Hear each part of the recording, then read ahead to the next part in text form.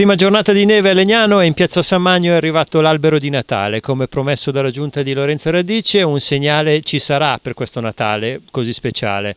L'albero è già stato posizionato davanti alla Basilica, per la verità non è un albero particolarmente sfarzoso, comunque servirà per dare quel segnale di tranquillità che la gente si aspetta in una festività così importante eppure così speciale come sarà questa del 2020. La giornata di neve però non ha mancato di portare qualche polemica in città. Questa mattina le strade erano parecchio impraticabili.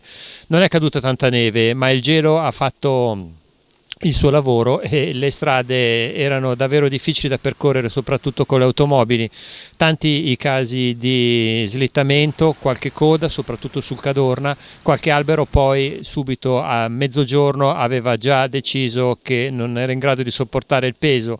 In via dei Ronchi, in via Milano, qualche albero, qualche ramo spezzato e subito l'intervento dei vigili del fuoco.